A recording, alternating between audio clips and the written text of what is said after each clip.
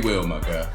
But we gonna get to it, man. We gonna get to the recap for week 1. First game. Well, let me introduce the person right next to me. This is me, Walter Hudson, as you guys do know, and this is Sammy Hines from the Spurs. Got player of the game for his game against the Sixers. I believe it was 11 points, 8 rebounds, and 5 assists. I want to say, see, I got it. You got to do your homework. But, yeah, let's get right into it, though. Bucks and Grizzlies, low-scoring game, pretty competitive. Final score was 57-49. How do you... 1 second, having a few technical difficulties. The first half, I believe the Grizzlies were up 26-20. But then the second half, the Bucks come back and end up winning the game by 9. In this game, the Grizzlies took 19 more shots than the Bucks and still lost by 10. It was the first game of the season. Just a disclaimer for everyone that needs to know. But everybody's under the same condition, so it's no excuse.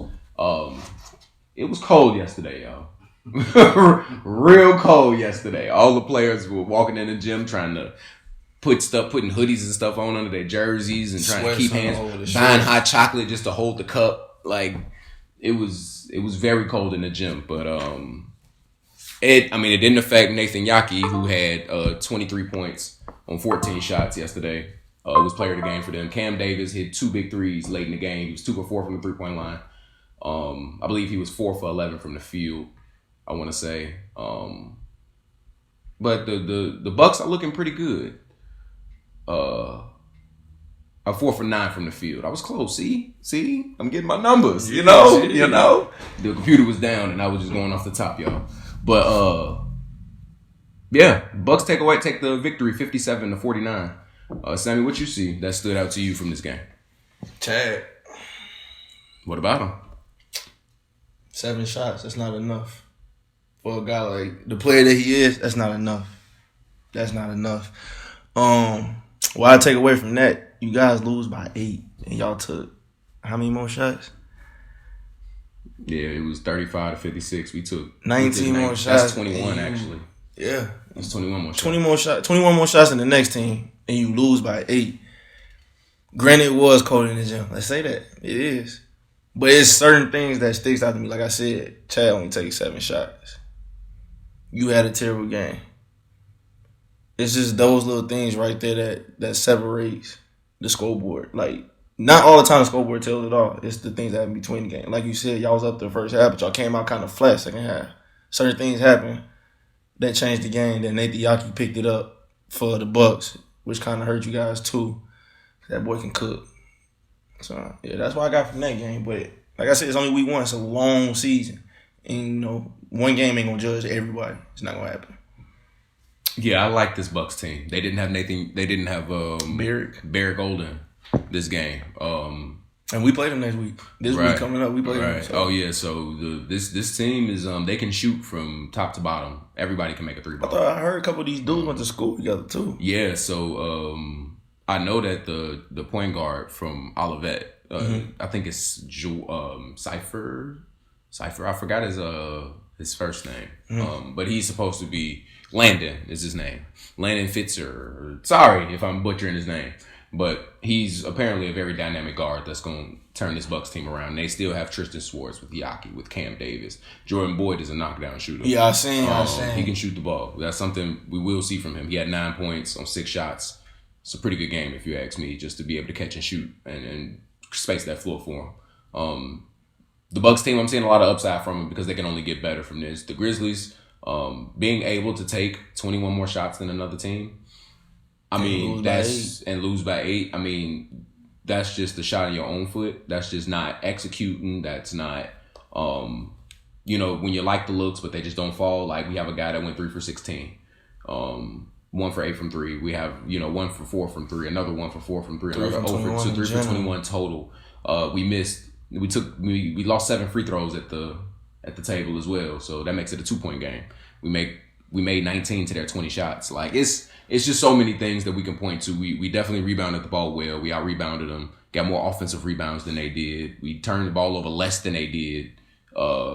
We had more fouls though, but outside of that, I mean, we just didn't execute. That's just what it came down to. They made a run and we had no execution down the stretch. So we got to get it figured out. You know, this is a new look after going 9-2 last season.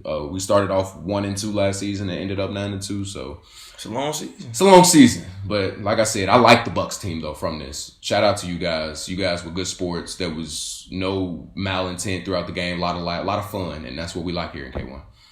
But we'll go to the next game. We have the Warriors versus the Heat. First half was 41-31. It was still a 10-point game. Warriors had the lead, but then the Warriors continued doing better in the second half, 47-40. Final score 88-61. Had the highest scoring game of week 1 with 88 points.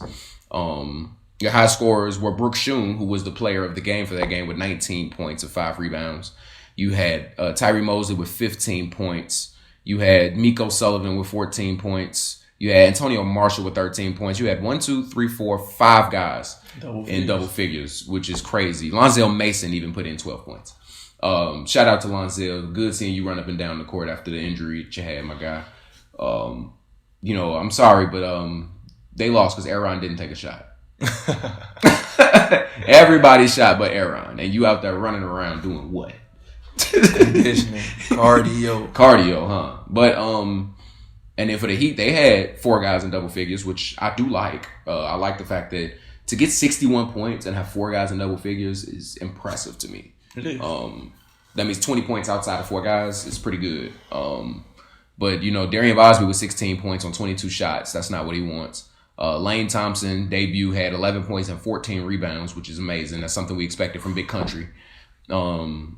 Sean with 10 points, only 1 rebound I see from Sean Ward, but had 4 assists, which is an area of his game that I know he wanted to improve on. Trey Anthony, 6 for 12. I like to see that from him. 12 points and 5 assists, being a point guard out there. Had 0 turnovers as well, with 2 steals and a block. So Trey Anthony, I love what you're doing out there. I love the composure that you had, even though you guys were kind of outmatched, but these guys are the champions for a reason, and you guys were shorthanded.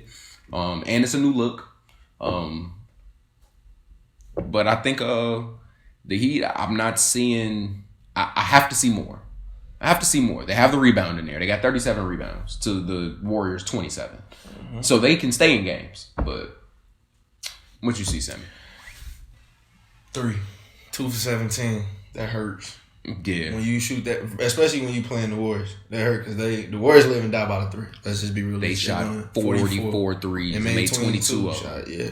So I feel like in order to stay in the game with a team like the Warriors, you got to shoot the ball well, just like them. You know, because if they come out hot and you missing, it's a long night. Like a long night. That's insane. Think about this. They made 22 threes. That's 66 points out of their 88 from 3. That's literally 3/4 of their point. That's insane. Yeah, and 3 of them made 4 more. 3 of them shot. Oh my! Antonio made 3. Charlie made 3. Dutt made 4. Miko made 4, and Tyree made 5. And they all shot efficient from the 3. The only person, everybody that took a 3 made 1. Guess who didn't take a 3? Yeah. Aaron. A free throw or nothing. He didn't take nothing. That's what he do though. That's what he do. That's what he do. The little things. That's what he do. But he be winning games with that stuff, man. He be killing me. But yeah, the Warriors just outclassed the Heat this game. The Heat, I don't think they have enough firepower. These are the returning champs win. As long as you have Antonio Marshall and Tyree on the same team, I think they always gonna have a chance. And then Brooke Schoon, being the guy he is, taking 16 shots. I feel like that was a great pickup too. Amazing. Losing Trill and going out and getting Schoon is saying like they ain't drop off a step. Yeah, I like that. I definitely like that. It's the only thing I think that they still missing though is a rim protector. If they can outshoot teams, he's not. I don't believe so. But Malice isn't a rim protector. Yeah, he's not. But it's a body though. He's a body. He's definitely a body. You got a body. A lot of people gonna go down and mess with you. Very true. Unless you just soften the interior, then they're gonna come down now. That's true. Now, for the next game, we have the Bulls versus the Nets. This game was very down to the wire the first half. Score was 22-25 at the end of the first. The Bulls had the lead. But then the Nets start to climb after Nick Crow rolls his ankle. Not saying that was the reason, but that did give the Nets a game changer. Definitely a game changer. Gave them a burst of energy, and the Bulls just started turning the ball over, and the Nets just got on a break after break after break, and they end up scoring 45 points after scoring 22 in the first half to the Bulls 28, and the final score was 67-53. For the Bulls, I'll start with them. 4 guys in double figures, 14 points for Seth Johnson, along with 6 rebounds. Then you had Nick Crow, who had 10 points and 6 rebounds at the half. And imagine another half. That looks like 20 and 12 to me. You know what I mean? Look like it to me. The story of this game for me, though, out of everybody that played, was Josh Marquez. 4 for 7 from the field, 4 for 6 from 3. Had 13 points and 2 assists with 3 rebounds in his debut, showing that he can shoot the ball, pass the ball, dribble the ball. From what it looked like you can't move off him. Yeah, you can't. You have to guard him. Jeremy Capper, 1 for 2 from the field, had 2 points. Christian Straw with 2 points. And Bobby shot 4 for 13 from the field with 12 points. No, he wanted to have a better game than he did. Looked frustrated when he was playing. Heck of a job rebounding, leading his team in rebounding, but with 8. But I just didn't see the Bulls doing much after Nick Crow left. I saw the offense kind of drop and deflate. And then LJ, the quietest 26 points I think I've ever seen from him. I promise. He was 8 for 12 from the field, only hit 3 threes, and hit 7 of his 8 free throws. And that gives him the 26 points. Very good game from him. D. Bradley with a good game himself. 6 for 13 from the field, 2 for 5 from 3. Very good timely threes at the beginning of the game and one late down the stretch that put them up. He had 17 points. Then you had LaVelle McIntosh, who struggled early in the game. But he started getting himself together, still being aggressive. Hit all 4 of his free throws, had 12 points and 6 rebounds. You tell me. I like this Nets team. People don't even know that this Nets team play together already. Yeah. Without, knowing, the background. These dudes play together when we in the gym in high school. So it's when I see this team, I expect it out of them. Because we didn't, like I said, we spent a lot of time playing against each other or with each other. So it's I don't see why they wouldn't have won this game. Even though they was missing the Moonyears brothers, I feel like they still won't have enough to beat the Nets. And the Nets still missing some players, though. Yeah. That did not show up for this game. So it can only get scarier. And I think that was Jerry Harris and Black Bean and Chills. Chills. Yeah. Yeah, this is new look Nets team. They ain't drop off a step. That new look team. They definitely didn't. I like the Nets. And then we have our next game, which was our game of the selected by the fans. This might have got a revote had we known how this was going to turn out. 81-63, Lakers beat the new Hornets team. First half was a whopping half, 45-25. The Lakers outscored the Hornets. And then 36-38, the Hornets outscored them by 2, but the final score was a 18-point victory, 81-63. The most impressive part about this victory, with them scoring 81 points, is that only 3 guys got in double figures. Terrell Hendricks had an amazing game for the Lakers. 9 field goals made, went 9 for 16, 7 for 10 from 3. 3 for 5 from the free throw line. He had 8 rebounds, along with 3 assists and 3 steals and a block. He always gonna get him a block and a few steals. Then you had Zaki Kabir, who is a guy that I know. I never knew his name, but I've always played ball with him. Does really well in open runs, does really well in open gyms, and he's always said that his game can translate to any team because he knows just how to fit. He came off the bench and dropped 14 points and had 4 rebounds with, I think they said he had 2 turnovers. He had a few assists. They might have got missed, but the guy was out there playing good ball. And then Adam Benson shot 6 for 15 on the floor. He reminds me, the motor that he has on defense and offense reminds me of Terrell. The way that they play the exact same. They move around, they jump around, they rebound, they shoot, take open threes, they do wild moves, and they just play alike. And I think that kind of helps because they both play both ends of the floor. So no matter what, they can do what they want on offense. I like this Lakers team a lot. They're going to be the most fun team to watch, if you ask me. And then on the Hornets side, 2 guys in double figures. Mark Connor, 10 for 14, 20 points. And then Latrell Tidwell had 13 and 10. Off the bench. Nobody else had more than 8. Johnny Fox, 4 for 8 from the field, 8 points. Kwani Blackman, 4 for 9, 8 points. Otis Houston, 1 for 7, 5 points. Not a shot taker from Wally Watson. The real story is Billy Baptist, who did play this game, was 3 for 10 from the field. Had 6 points, 9 rebounds, but had 4 turnovers as well. Did make a free throw, 0 for 3 from the free throw line, 0 for 3 from 3. Just couldn't find his range. Like, he looked really just out of it. This team just turned the ball over too much. That's really what it comes to. 16 turnovers. 16 of them. Yeah. 16-9. That dude. 16 turnovers. They out rebounded the Lakers though. They did, as they should. The Lakers are the smallest team in the league. Yeah. And this is probably the biggest team in the league, and only out rebounded them by 6. Yeah. The what I was saying before we started the thing. There's no dogs that I'm seeing right now on the Hornets. I didn't see when people was making a run, when anybody started making a big shot. I didn't see anybody like really turn it up to the point where they were like trying to get a run started or trying to be unselfish outside of the team. You know what I'm saying? To get something go. I just didn't see that. Like, that's the stuff I expect from like Kwani Blackman. That's the stuff I expect from McLawrence. That's the stuff I expect from Billy Baptist. Mark as laid back as he is, he's a silent killer. So Mark 10 for 14 from the field. It's more finding their identity. It's week 1, they trying to look for their identity. But if you look at this roster, only 3 of these dudes really played together. Honestly, and that's Treadwell, Otis, and KB. They the only ones that played together. The rest of these dudes all new. Well, Mark Connor and Tidwell played in college. But I'm talking about in this league. Like in this league, that's true. That's that. So the rest of this is just finding now. You trying to find your identity and find some chemistry. Because right now you just out there trying to get yours, but also play as a team, which is kind of hard when you put a team together. You don't practice enough. You just show up and play.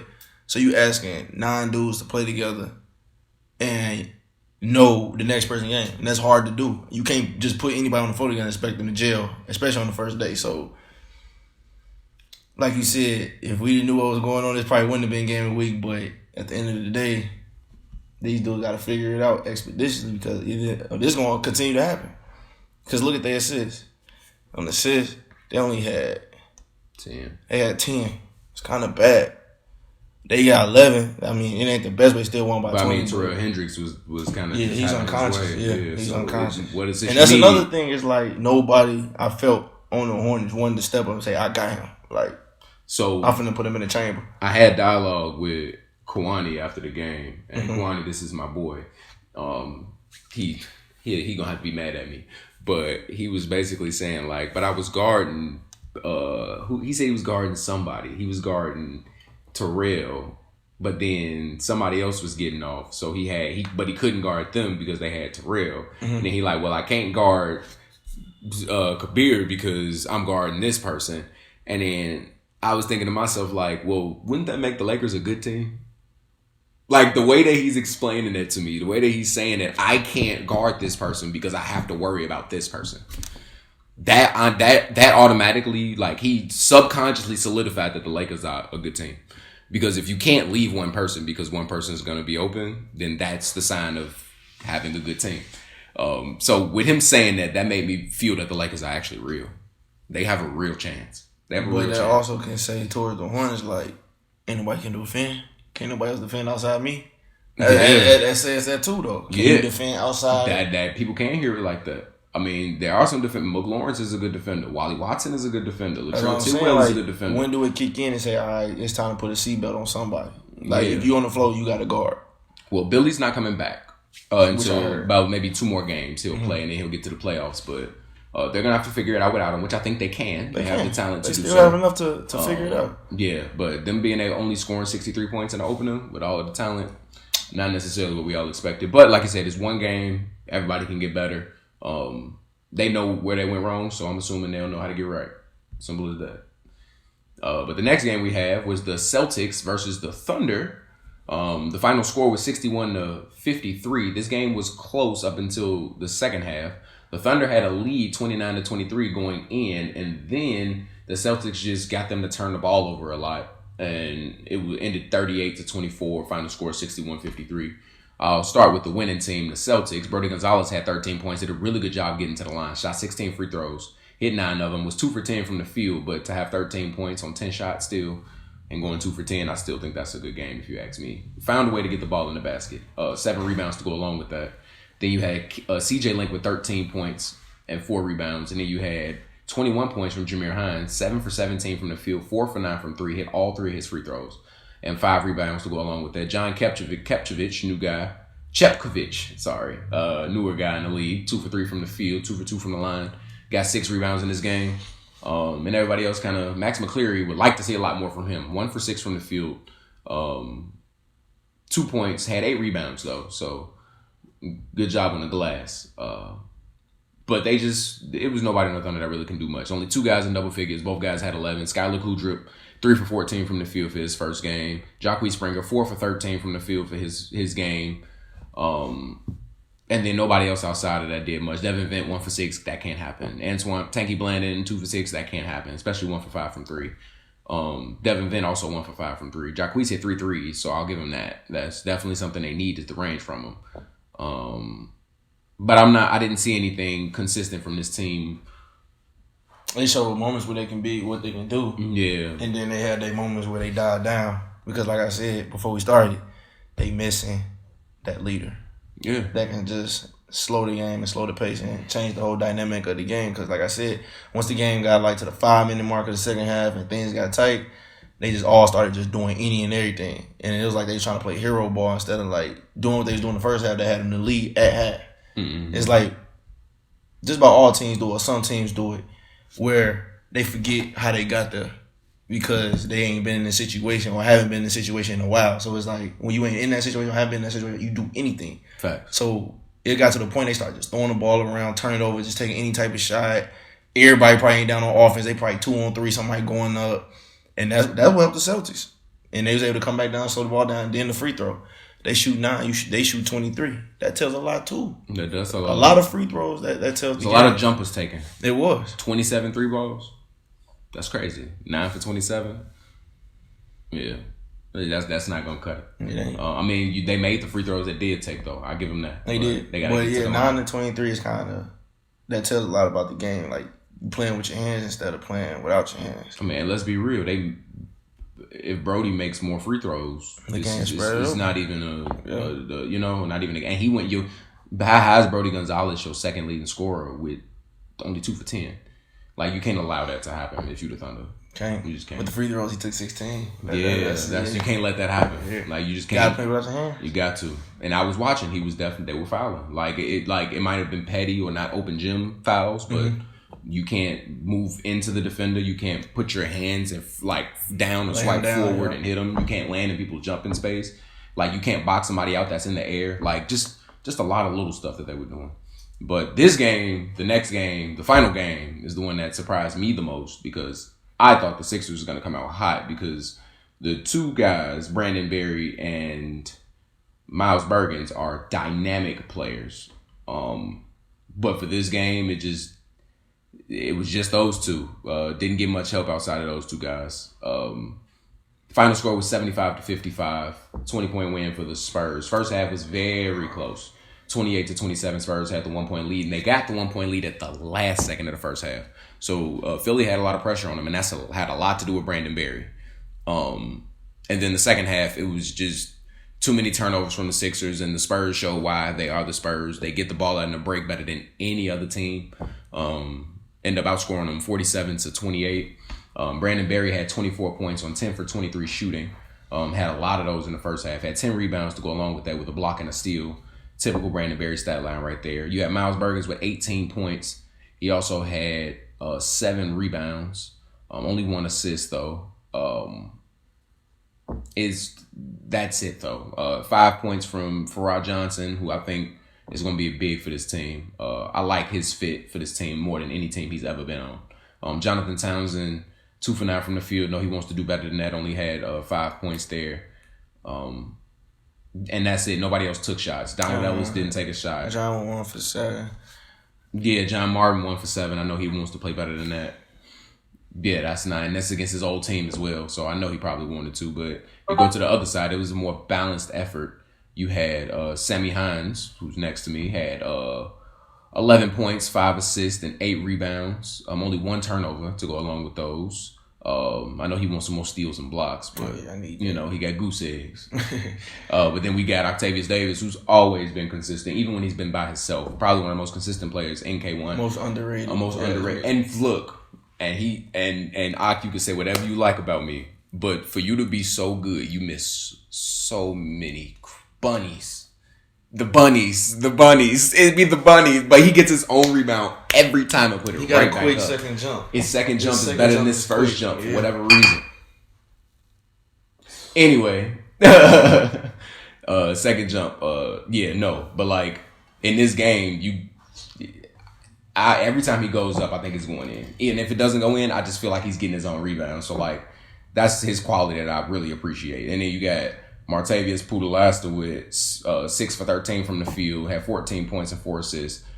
Dennis Koger with 11 points, 8 rebounds, 3 assists to go along with that, with 2 steals and a block. This game was just kind of, everywhere. Michael Bradford didn't shoot as good as he wanted to, but 5 assists with 12 points and 6 rebounds would definitely help you out. I enjoyed this game in the first half. Second half, the Spurs just showed who they were. How did you feel this game went? We came out shaky at first. I ain't gonna lie, because the 76 came out like they came out. Barry and Mouse came out and just showed like, all right, we can play too. So when we went down 11-20 on that first time, I was like, all right, it's time to pick it up, because I understand it's cold in this gym, but these dudes is here right now. So it was like we had to pick it up, and it really started on the defensive end. Like I was telling you, it really started with him. When he got to playing defense, started trapping the ball, getting deflections, tipping it out to the next person.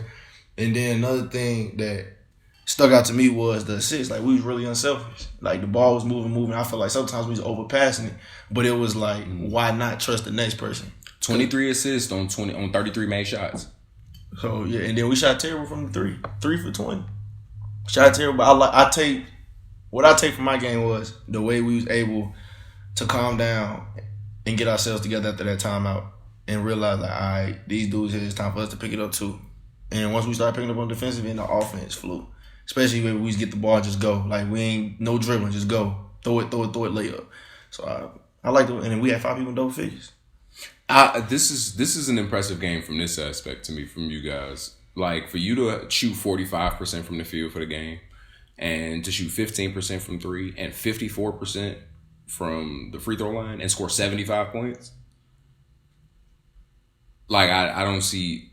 I think that's kind of impressive. Like, you didn't shoot well from the 3-point line. You didn't shoot well from the free throw line. You shot okay from the field. You know what I'm saying? Like, 45% is not terrible, but you want to shoot better than that. You want to shoot in 49, 52% range. Like, as far as for the game, for everybody.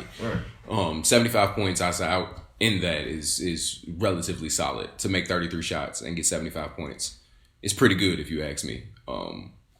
I think you guys can play much better than you guys played this game. For sure. Which is definitely, like, like we say with the first game of the first week, it's like it really shows you where you need to grow, which is why the first loss or the first bad game is always the most important one. To get out the way early. Better early than late. You feel me? But that's how that goes. And that is our recap for week 1. Let's do some predictions, man. You want to do some predictions?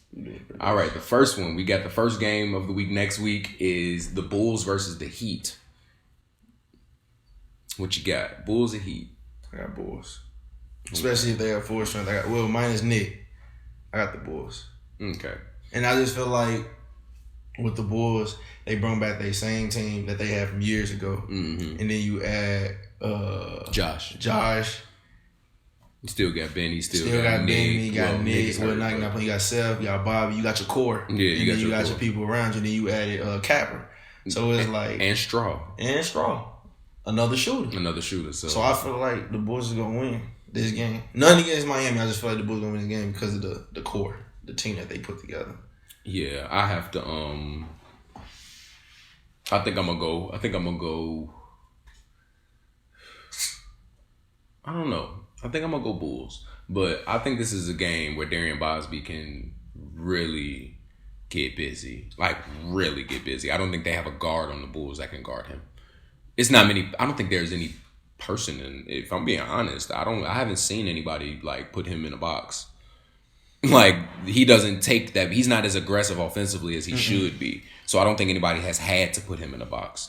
But when he decides I'm gonna take shots, I'm gonna shoot the ball, I haven't seen anybody do it. So I think he just needs to kind of like get out his own way, if you ask me. But if he gets out his own way and decides to say I'm going for 30, sometimes they don't even be in their own way. They just won't let other people get going. But that's still getting in your own way. Sometimes you are the play. I have to learn that. Like there's plays if you're not including yourself in the success, you're being selfish. That is true. Because you're taking away from other people. So if he realizes that he has to be that 30-point per game scorer right now, then the Heat will be a better team.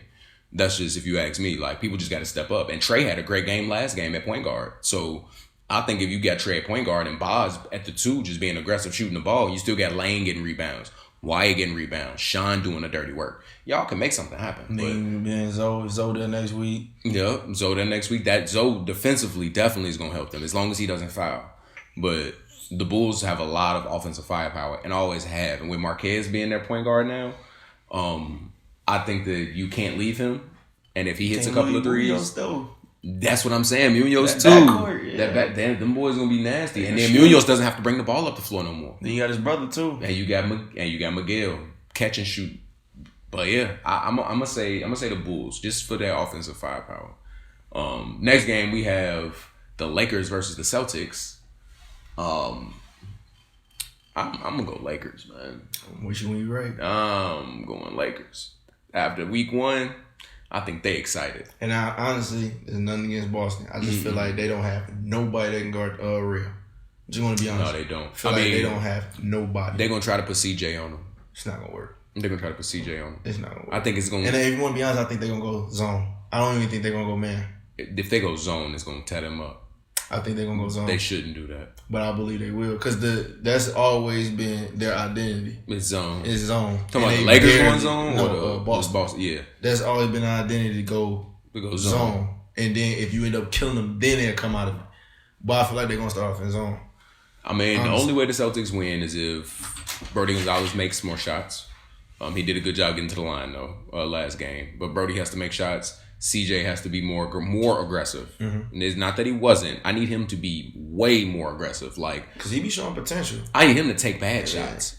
Like, I know that sounds bad, but like, I know what you know what I'm saying? Like, I need him to go out there and take some risky shots. Like, you athletic enough to kind of do stuff that some people can't do. Like, the way he can contort kind of and move. And he got body control. It's such good body control. Like, being able to go up on the left side and switch it and being like, dude, you can do some stuff. Like, I need you to take at least 1 or 2 bad shots every game. And they bad layups. Let me say that. Not bad jumpers.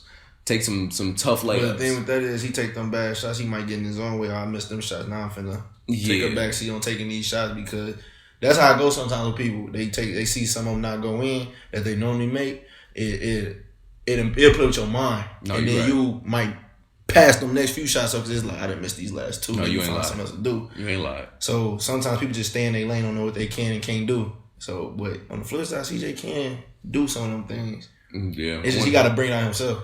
I want to see more from Cam too. Cam is, man, guarding Cam, he's so strong. It's just one of those people. It's just one of those things where like you know what people can do, but it's like how do you unlock it inside the actual game? But this game, I got the Lakers. Next game we have the Nets versus the Hornets. I'm based off week 1. I gotta go with the Nets. Like I want to go with the Hornets. I know that they can do it. It's not like it ain't capable of it. But I think the Nets been playing together longer. That chemistry is gonna be together. They have dogs on that team that's gonna hustle. I don't think that they have. I mean, they're not big. The Nets aren't a big team, but they've never been a big team. Even when I was playing, they've never been a big team. So, and defensively, they're top 3 in the league as always. So, the Hornets run up against this defense, and they haven't gotten their offense figured out. Mm-hmm. That's what happened with the Grizzlies last season. We played them our second game, and we took them to 2 overtimes, and they were definitely undersized. And CJ hit 2 big shots. Like, they can definitely do the same thing. I'm gonna go Nets. I'm gonna go Nets too. Only way I can see Charlotte actually staying in it, rebounding and finishing around the rim. They have to rebound. And to be honest, I told KB this yesterday.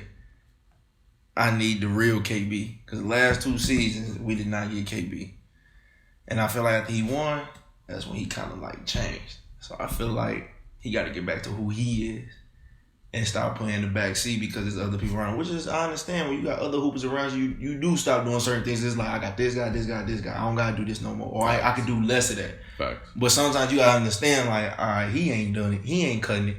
Let me do me. Let me get to who I'm supposed to be now. And I feel like if KB can do that, Mook can follow behind, Trail can do what he do, everything else going to fall into part for him. Because like I said, they're a new team, but I feel like they got the right piece. They just got to find their identity. Once they find their identity, they're going to be tough. They're going to be the toughest if they actually find it and start working it because they got the pieces to do so. Mm-hmm. Like, and then if Billy actually come through and work right and be there for playoffs, then now the rest of the league can't really scout for that if they start winning games, you know? So it's going to be good for them if they get it right. But right now, the Nets looking pretty good. Next game, we have the Spurs and the Bucks. I already know who your pick is. You already know my pick. I already know your pick. But it's my team. Yeah. Can't do it. And they got mad at me when I never did it. What y'all think I'm finna do? Like, you're not supposed to. We can be playing the Golden State Warriors. I don't care. I'm it's not going us. against them. I'm going with me. But I'm gonna say,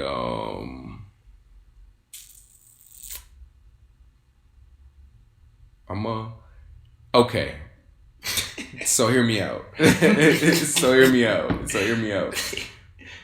If Barrick is there,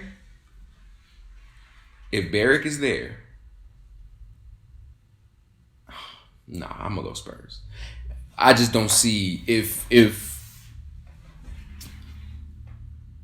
so my thing is, and this is so crazy because I think so much about this game.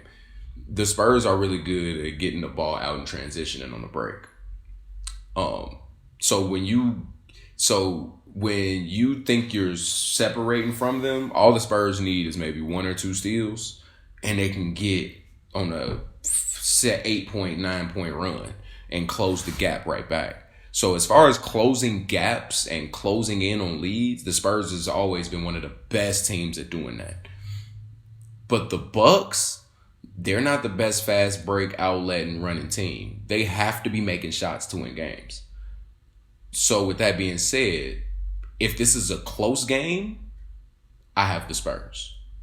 If this is a game that is not won from the beginning, I have the Bucks. If the Bucks are just making shots, like making threes and hitting free throws, there's nothing you're going to really be able to do. And Barrick, being the defender that he is not going to be sweet in the paint. And all of them can shoot. So being able to guard them, and Yaki is it's gonna be a hard game. But if I have to pick one, I'm just gonna throw my dice and I'm gonna say the Bucks. I'm gonna roll my dice and say the Bucks. Mental note. With Barrick being there. I'm gonna go Bucks. I had to talk it out, man. This is hard. It's like 59. It's like 51-49 for me. It's 51-49 for me. I think that's gonna be the game I want to watch for sure. That's the game I want to see out of all of these games. Definitely want to see and the Nets and Hornets. I want to see that game a lot too, but I really want to see the Bucks and the Spurs. I think the Spurs, like I said, they close them leads, but if them Bucks making shots, I don't know what y'all gonna be able to do for real. Same thing we did last time. I mean, they weren't good. Like, they beat y'all last year. Yeah, and they beat us because we was letting them shoot. But when we played them again in the playoffs, y'all beat actually sitting down. No, y'all beat them. Getting no but shots they're better this year. Yeah, they is. But they're way better this year. They is though, but we know most of these players, and we know most of what they're gonna do. Yaki, they gonna run the offense between him and Beard. We already know. Yeah. No, just gotta. I'm gonna just tell you what it is and what it ain't gonna be. We gonna sit in pockets. You got to put the ball in there. We're not finna sit there. Now, one thing I did realize from them when we played them is that they don't have any ball handlers. Exactly. Put the ball on the deck. They do not have ball handlers like that. When you make people do what they can't do on the basketball court, the game get real different. And they don't have ball. As you said, they don't have Tristan is probably their best ball handler. And after him, who else? That's what I'm saying. Make them put the ball. You got to make them uncomfortable. And what they're doing uncomfortable is putting the ball on the deck. The only one I say is confident is Tristan Schwartz and Yaki. Them the only two. And Barry. Barry will put the ball on the deck. Barry could put the ball on the deck. But it's for how long though?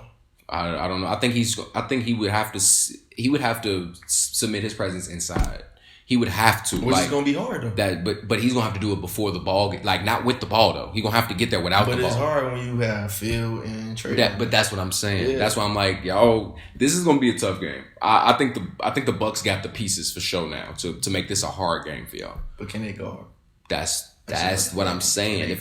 But they can score that ball. They can score that ball. We held them to 50 something points. 60, I think it was 58 or something like that.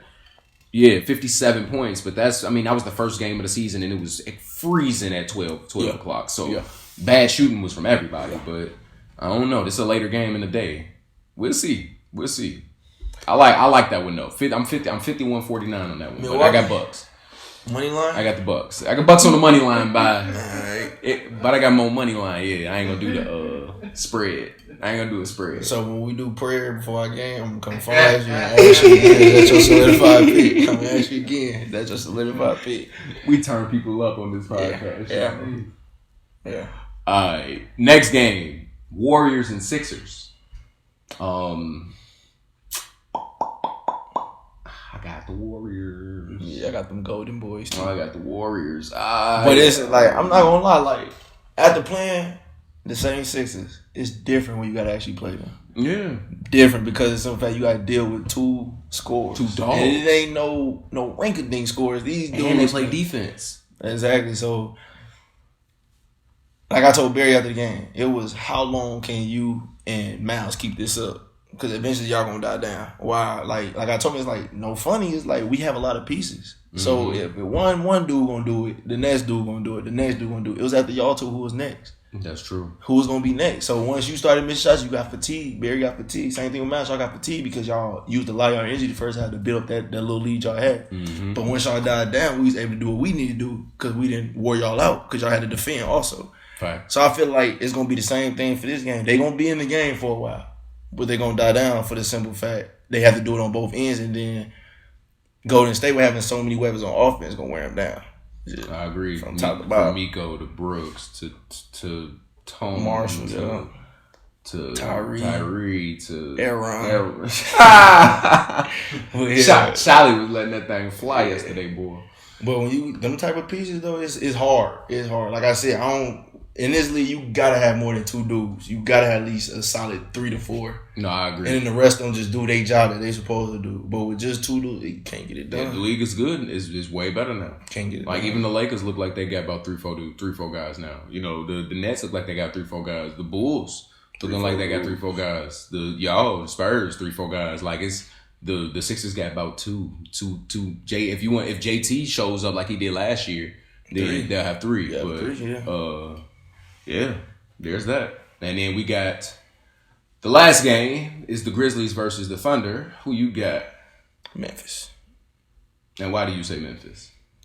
After y'all week 1, no. I talked to Chad already. I know y'all finna come with something a little different and a little bit more aggressive. I feel like y'all gonna outdog them with what I mean by that is Chris, Chad, and then you got Jeremiah, who gonna sit in the paint, rebound, defend. Yeah, y'all gonna outwork them. Y'all definitely gonna work them for sure. Yeah, this game, these guys are young. I will say that. So if they actually attempt to play defense, I think that they can give us issues with how athletic they can be. Brian Tanzi is kind of underrated on the defensive side of the ball, especially in paint. He has really good hands. A solid jump shot when he wants to be able to shoot the ball. He got to get in shape. Yeah, he's got to get in shape. The league is a little different. We talked to him about it. Me and Otis actually talked to him about it when we was at the high school. But got to get in shape. Yeah, I know Skylar Kudrup is going to end up having a good season. That was, he's a really dynamic basketball player. There's no vets on this team, no leadership, and then they're also pretty small, if you ask me, with Brian Tanzi and Devin Vent being their bigger guys, and they also have Jacquees' brother. So John Tate Spring. Yes. They have him as well, who kind of plays down low. Didn't do too bad of a job rebounding. He played yesterday? Yeah, he had 8 rebounds. Okay.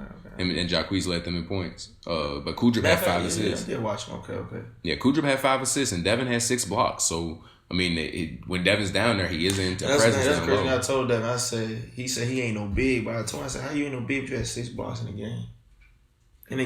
He the biggest on the floor. Well, he's 6'7". You got to do something, Devin. Or what we be calling Chet, yeah. But yeah, these we just have to, as the Grizzlies, we just have to play together. We have to find our identity early, find the mismatches early. We have to be aggressive from 1 through 5. Everybody has to be looking to attack and try to really honestly force these refs to blow their whistle. Mm-hmm. But not even really looking for the whistle, just looking to finish through the contact. If we get the whistle, cool. If not, we get the finish. That's just how we trying to look at it now. We've never been the best shooting team since we've been here. We know that even last year when we had, the team that we had, we weren't the best 3-point shooting team. But we always would have been like a size and defenders. We always defended better than.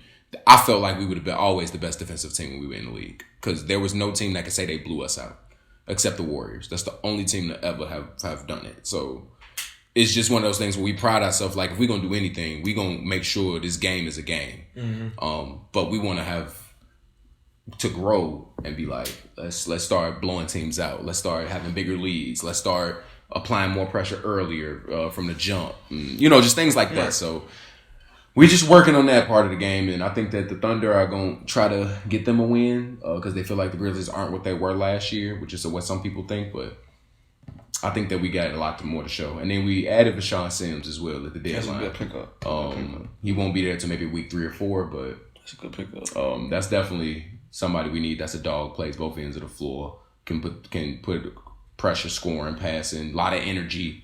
Looking forward to that. But that's all I got for that. And that is the end of our preview and recap for week 1 and week 2. We will see you guys at week 3. Stay tuned.